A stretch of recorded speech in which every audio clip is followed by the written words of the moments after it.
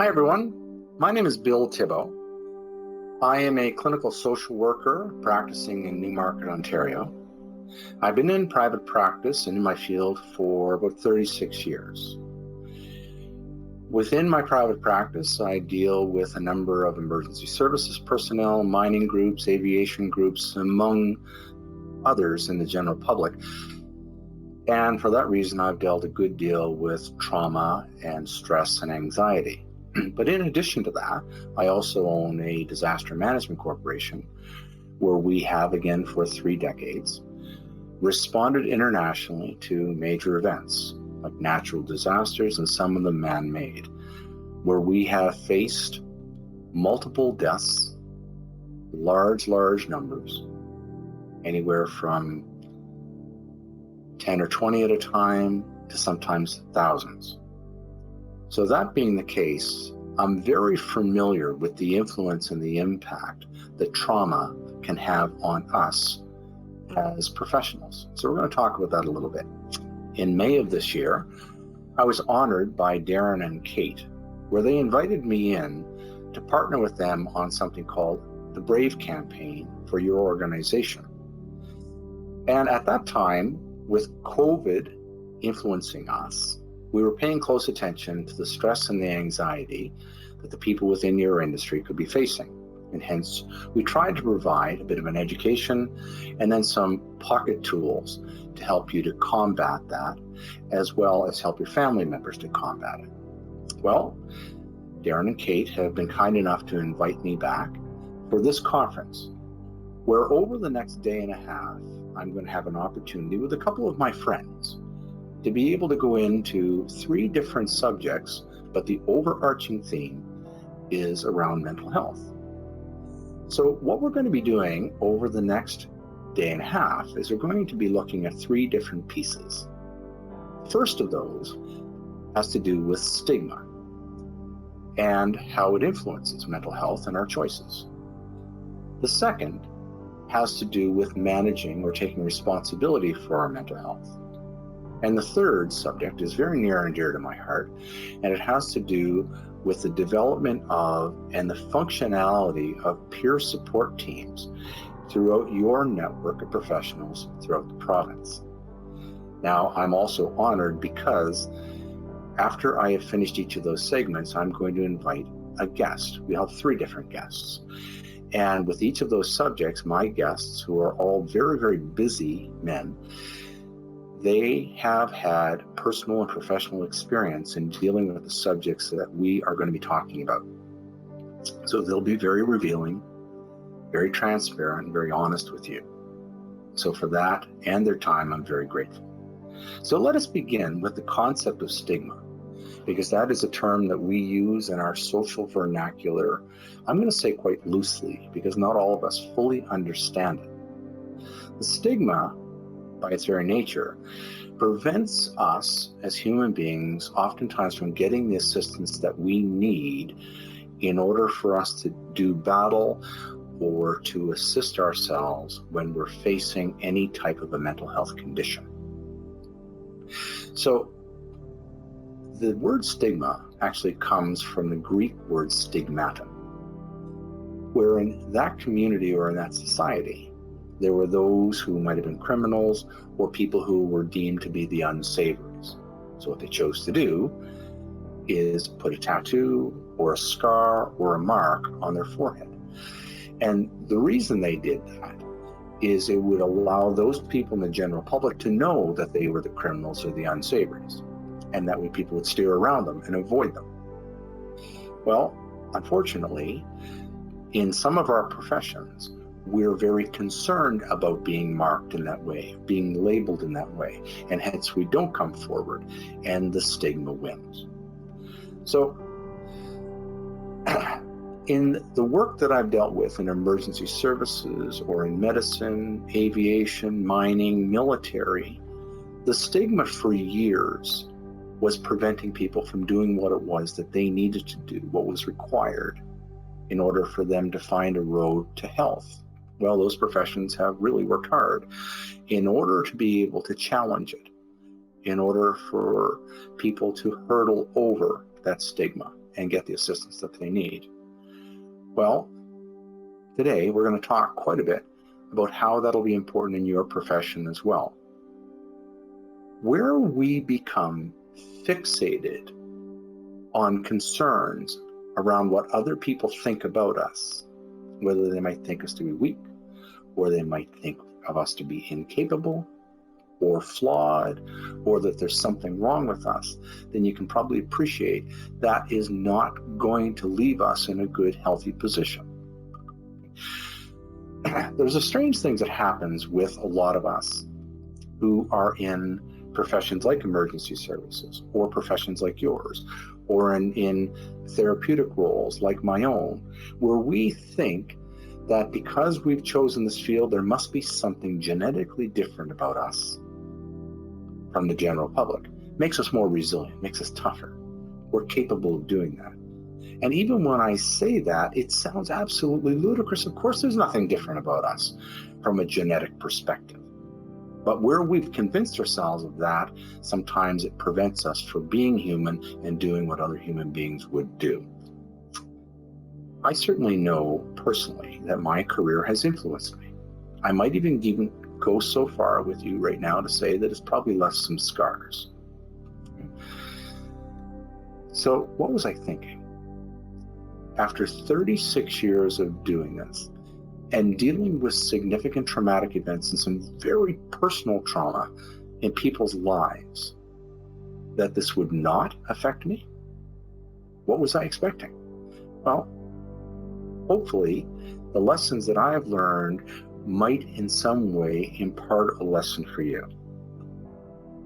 In your profession, the very existence of your profession is founded upon the losses that other people will go through. Some of those are shocking, sudden, and extremely horrifying. But even where they're not sudden or shocking, we can probably all agree that they're very sad for those survivors and the families around them. So even if we as professionals do all that it is that's required to remain resilient and robust over a career, circumstances can still penetrate our armor. It may not be as sudden as a hammer and a chisel. Sometimes it's slow, over time, like sandpaper. I know that my family loves me. I know they've always been there to support me. I've got a strong and loving wife. I've got 2 very strong and loving children. I've got a wonderful network of friends and a terrific brother, all of whom are quite proud of what it is that I've done over my career. But they will offer at times very well-intended phrases that are not always helpful. And I'm going to give you an example of a few, where they may say, "He is so strong," referencing me. Or, "I could not do what it is that he does." Or, "He's so good at that because it doesn't influence him." Well, they do say those things, and they have said those things. And the truth is, those things, in fact, do influence us. As a matter of fact, a better phrase might be, they can erode us. And I say us because I mean all of us in these professions. So what is the big deal about this image thing anyway? When our concern is more about what it is that other people think about us and the persona that we struggle to maintain, does it not make sense that we then run into some serious mental health risks because we're not paying attention to those things? My dad was an interesting man. He was a survivor of World War II. He was in active combat as a naval officer and a gunner for 6 years. And sometimes he had wisdom that I didn't fully understand until now at 60. But a simple phrase he used to use was, "Remember, Bill, just when you're worried about what other people think about you, think, they probably aren't thinking about you at all." He would say, in fact, you probably make up very little real estate in their minds. Instead, they're probably thinking about themselves. They're probably thinking about their own families, but not necessarily about us. So if they're not thinking about us, who should? It means we should. We need to consider. Because if we don't, what happens is we give ourselves very little choice but to suffer from the potential pain of depression or anxiety or even post-traumatic stress disorder. Our mental health, if it is left uncared for, we accumulate losses. A big one is the loss of joy or happiness in our lives. And the influence that that has on our marriages and our spousal relationships, on our families and our friends over time, those relationships are taxed. And in some very sad circumstances, people choose suicide. So instead, I think we have to accept our humanness. And with that comes our sense of vulnerability. And by vulnerability, please understand, I'm not talking about weakness, because they're two very different things. It truly requires a sense of strength for every one of us to do what it is that we do for a living. So what is it we have to do? We have to do battle with the stigma that we face. It can only serve to hurt us. If we don't hurdle over it, it doesn't help us. So when we feel the weight of the professions that we're in, or sometimes simply life in general, we have to agree that we will reach out and we'll get the help that is required. Also, if we're a true friend, then we will encourage those around us, those we love, to do exactly the same thing. Otherwise, stigma wins, and we can't allow stigma to win. So now I have the privilege and the honor of introducing a longtime friend of mine. Chris King has a huge NHL background as a player. He is also the Senior Vice President of Operations for the National Hockey League. But Chris and I got a chance to get to know one another very, very well when we were co-leaders and co-founders of something called Camp Faces, where we created a summer camp for the families, the spouses of those in emergency services who had either died in the line of duty or because of suicide. And that gave me a chance to get to know the heart and soul of this man. And now he's going to talk with you a little bit about stigma and what he faced and within the world of sport. Okay? Let me bring on Chris. Hey, Chris, good morning. Good morning, my friend. How are you today? I'm good. Actually, I apologize. It's now afternoon here. Well, it's 10 o'clock in the bubble here in Edmonton, so it's nice to see your face. It's been way too long. It has. And I had explained to the group some of our history and how we had a chance to get to know one another working in Camp Faces and that sort of thing. Right. So you will hear this from me a couple times today, how grateful I am. I realize that you guys are in the throes of the playoffs, and I know how busy you are. So thanks again. I appreciate you taking the time. No problem. So I explained to our audience that stigma is one of those things that actually comes from a number of, or we'll see it in a number of different industries. As you know, I work in emergency services, I work in hospitals, aviation, mining, and with athletes. And it's one of those things I think you and I both agree that we want to try to tramp out, or we want to try and get rid of if we can. So in terms of your history, you grew up in small town Ontario, if I can say that respectfully, in Hornpain. We talked a lot about, I think you called it a railway town. Is that right? It is. My dad was a CNR railroader, a town of 1,000 people, about a 15-hour drive north of Toronto. So it's up there. Wow. So you were obviously, having played in the NHL, was it 14 years or 15 years? No, give me a little more credit. It was 16, Bill. 16, okay. Sounds better. Just don't end the call right now, Chris, whatever you do. So obviously you came out of Hornpain as I'm going to say, a celebrated athlete in that community. And you're heading off to the National Hockey League. I don't know if anyone else had ever done that before. Right. Was there pressure that you felt in kind of coming out of that town that, they had a lot, if I can say this word, almost invested in you in some way? Well, it's interesting because I left Hornpain when I was 13 years old. Oh my goodness. But my dad got transferred to the Muskokas, and we lived in Gravenhurst after that. But I think, let me take you back to a story. I met Daryl Sittler, who was the captain of the Toronto Maple Leafs when I was 9 years old. He came to Hornpain, big fisherman like myself, as you well know, to speak at our hockey banquet. And growing up in Hornpain, in a town of 1,000 people, as you pointed out, we had 2 TV channels, CBC English and CBC French. And on Saturday nights, if they showed the Montreal Canadian game, we get a little upset about that because we wanted to watch our beloved Leafs. So back to Daryl Sittler, when the captain of the Toronto Maple Leafs came to our small hometown, arguably one of the best players and most visible players, as a 9-year-old who loved playing the game and was pretty good as a young player, saw his idol in our arena and saw how great he was with everybody and just how real he was. And he was not this guy I saw on TV, but a guy that I saw in our small town. I knew right then that I wanted to play.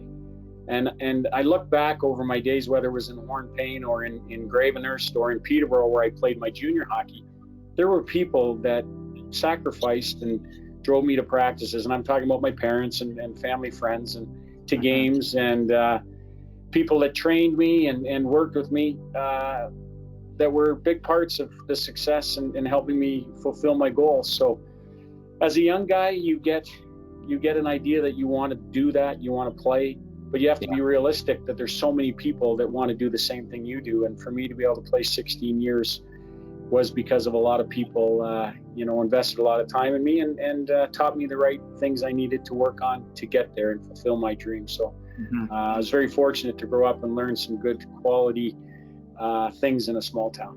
Sure.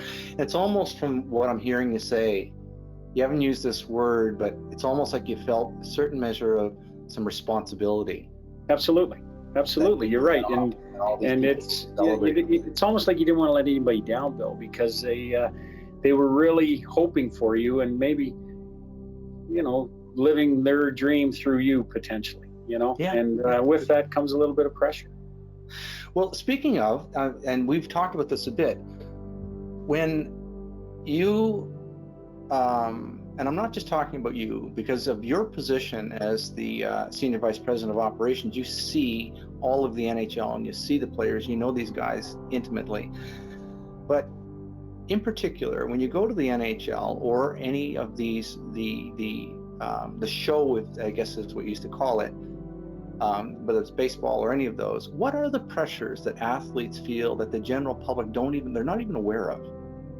Well, I think what they don't understand, listen, NHL players are held in high regard, whether it's friends of your dad or people your own age or kids that wear the same number as their favorite player. To them, they're somebody they see on TV or they have their hockey card, But in reality, we're just family people, I have a wife, Paula, and I had 3 kids I was raising. If I wasn't playing in Los Angeles on a Thursday night, I was probably home taking Danielle to soccer practice on Friday after school, and juggling that professional life and what the commitments that came with it, which were very, large and strict to be a professional hockey player, but at the same time trying to be the best father that you can, and trying, no matter what. Listen, I lived in 6 cities. I dragged my wife and kids to 6 different cities because not everybody gets to play for one team. And I took it as people really wanted me, not that other teams didn't, and I can continue to believe that. But you make good with every situation that you have. But and listen, Danielle, she's 33, and she had a hard time because she was the older child and she was just getting comfortable in Winnipeg. And then we got traded, or the team actually moved to Arizona. And she had a real tough time because she had a core group of friends.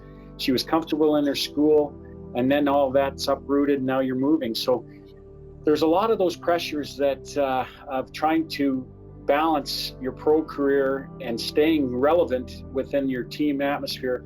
But again, making sure that your family's comfortable and in the best situation wherever you are. And Paul and I put a lot of emphasis on the friends we made away from the rink. We had great friends, teammates were wonderful, but sitting in the backyard of a neighbor's house after the kids were playing all day and talking about what we did in the summer and finding out about their parents and our friends, it was as important as me scoring a goal in Montreal. It was a real balancing act. And trust me, and you know her, Polly did a wonderful job raising our kids when I wasn't home. I once heard when in doing some work with the alumni, one of the wives stand up with one of the retirees, and she said, "I was very, very proud of my husband as a hockey player, but she said my proudest moments were to watch him as a dad." Right. And I thought, that's a job well done. So it's not easy. It wasn't easy, Bill, to tell you the truth. But no. You need the right partner, and it's not always rosy. Let's say, for lack of a better term, there's things you really have to work together as a team. No different than we did on the ice, off the ice, to make sure our families were in the right frame of mind and in the best place. And I think you and I, before we got on this call, we were bragging a little bit about the fact how we really, really hit it over the fence with the women we married. And we can have fun with that. But I know you said it and I've said it. There was no way I could have ever done what I've done without her. Fair enough. Yeah. Fair enough. And Paula reminds me of that every day. So if you have an athlete, I don't mean again you, but if an athlete in your sport is having any type of a mental health challenge, what is it that the stigma can do for a young man that makes them hesitant to be transparent and get help? Well, I've been in the game my whole life, whether I was trying to play the game and getting to where I wanted to be in the NHL, and then the 16 years that I was so fortunate to play the game I loved at the highest level, and now even longer in the league office. I'm proud of where we've come from. And unfortunately, Bill, to answer your question, listen, hockey players are big, strong, committed athletes that know that they have to work hard in a team environment, with all those analogies of pulling the rope in the same direction, and there's no room for weakness, and sum of all parts was always just, always talked about, because it was about team. And we were always taught that, what would take away from that would be the weakest link. And I hate that term, but in reality, there was players that I played this that were suffering in silence. And it wasn't because they had a sore shoulder or a bad knee. And trust me, as a player in my position as a third or fourth liner for my entire career, I couldn't afford to be out of the lineup. I would play hurt a lot of the time because I didn't want someone else to have the opportunity to take my spot when I was in the press box and have a good game, and then me have a harder time getting in the lineup. So I'm talking about physical injuries, but I played with people that had mental injuries and mental health situations that they couldn't talk to anybody about, because if I had a bruised shoulder, I was hurt. If I had inner problems that I couldn't deal with, whether they were away from the rink or at the rink, I couldn't tell anybody because I'd be considered lesser than. I'd be an outcast. And I think, unfortunately, the teams just didn't know how to deal with that at the time, Bill. They didn't know enough about it. And back to my point of being proud of, as a league, of where we are, we've understood that is a big part of today's society, and not just sport, not just hockey. There are people out there that need help and that are suffering in silence. And we now know how to see those triggers better and understand that person needs to know that they can come and get help, where before they had to just, sit and lie silent and deal with it on their own. And in a lot of cases, they couldn't do it. And it really affected them personally, and sometimes to the point where it got just too bad, and terrible things, decisions were made, and the outcomes were awful. So as a league, we understand it. We know how to deal with it. We put the right people within our structures of our teams to make sure that those people that have a problem can get the help and the correct help that they need. And that's one of the proudest things I've seen in our game over the last 5-10 years that we've been able to do for our young players and old players. As you well know, some of our alumni need help, and we're trying to do it. We're trying to get them the help they need. But you have been, I'm not going to say a pioneer. I mean, that term could definitely apply, but you have been, and I'm not trying to blow smoke up your kilt, but you have been instrumental, Chris. I mean, how our worlds collide and that sort of thing. This is what I've been doing my entire life. But you have been flag waving on this issue for many, many years. You know, you have been willing to be public on some of the challenges that you went through personally. And something made you choose to get some support. And I was curious as to what it was, or, you know, whether you were glad that you did. Well, Bill, you know, I was a captain on 5 of the 6 teams that I played, whether it be an assistant captain or proudly the last captain of the original Winnipeg Jets. So teams entrusted me and empowered me to lead their group. And that's 22 men and deal with things within the locker room, on the ice, and in the community. And to be named the captain of the NHL hockey team is one of the greatest accolades that a player could be given. Right. So I had a lot of that pressure to deal with. And I know with your work with the alumni, you understand now when you become older in the game, you become less relevant. And it's not because, well, it's just natural. As you get older, your ability to help the team win becomes a little bit less. And the younger players are better, they're faster, they're better trained, they're better skilled. And you have to be able to have a part of what that team needs to stay relevant, so to speak. And I found that very difficult, that transition very difficult. Listen, playing the NHL was wonderful. Not only do we get to play in the best buildings, you know, we played with the best players. Night before the game meals were incredible with 12 of my teammates, the biggest steaks, the greatest wines, you know, and money wasn't an issue. Paid to play the game you love. I mean, boy, oh boy, how does it get better than that? And with that became, you know, part of it became eating big and drinking big. And get back to my point, as this started to wane on the ice, I found for me, I wanted to do more to stay an important part of that. And that became playing a physical game, hitting hard leads to fighting. And as you get older, you heal. It takes longer to heal. I was getting sore, and I battled the soreness and mental part of my head of where I was becoming less relevant by actually drinking more. And drinking became a vice for me to the point where I spent a good part of my last 4 or 5 years hiding it from my coaches, my teammates, my family. And when I retired, that was still a bit of an issue. I was in too deep. And not until I started to realize it could affect my job, but more importantly, my relationship with Paula and my kids. Listen, to be honest, Bill, until I reached out to you, I didn't know where the hell I was going to go.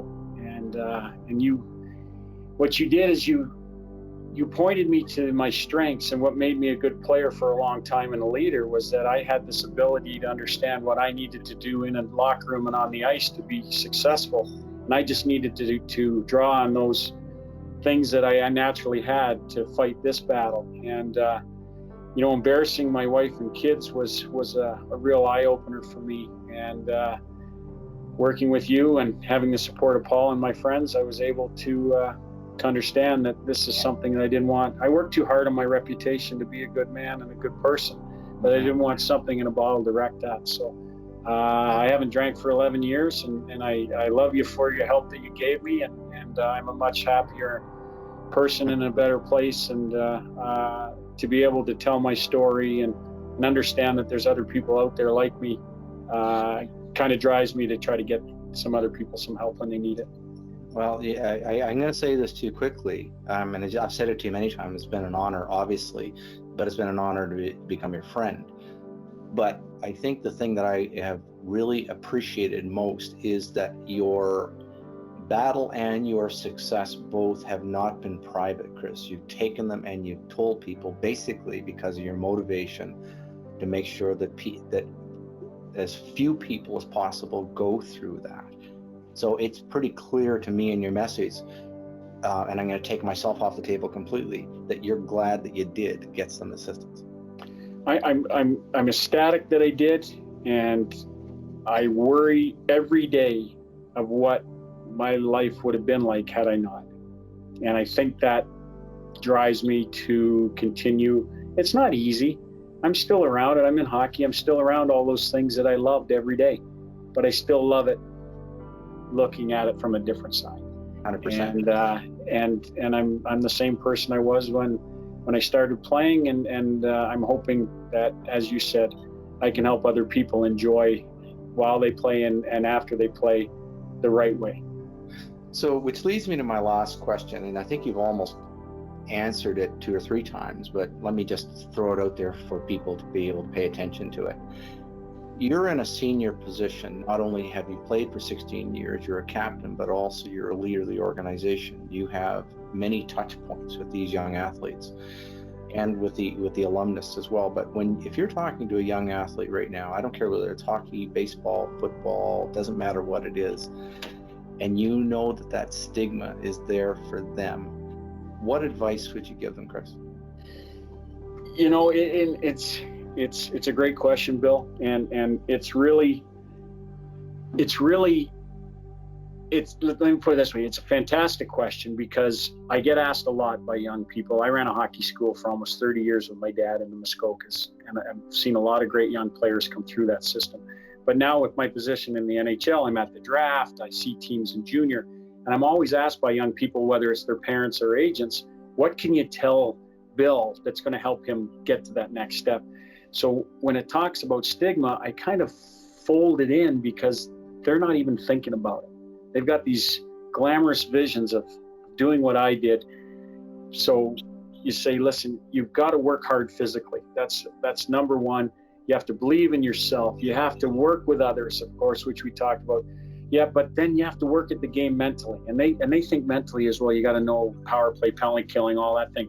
But I'm talking about taking care of yourself, both on the ice and, more importantly, off the ice. Be honest, be real, don't deceive yourself. Tell the truth. If you're having troubles and struggles, understand that it's normal now. That if you need to get help, then get it. You're not weak. You're normal. And know that there's people there that are willing to help you and are trained to help you. And because you're injured, and it's not necessarily an elbow or a knee or a shoulder, but it's something else, that you're going to be okay, and that and you can have a career, and a great career, even if it's something that's inside you. Just don't be afraid to go ask for help, because now we know how to help you. I know they will, but I'm just going to say that I hope that they continue to listen, because as I know you will continue to talk about it. So, absolutely. Chris, thank you. Again, from the bottom of my heart, from Janet and Matthew and Jillian and I, it's been a joy, just to have you in our life. For the folks who are in the audience today, I am going to thank you on their behalf, because this is a special opportunity. So, give my love to Paul and the family. I will, Bill. Love you. Say hi to everybody for me. All right. Take good care, pal. Bye now. You Thanks. got it. Bye-bye.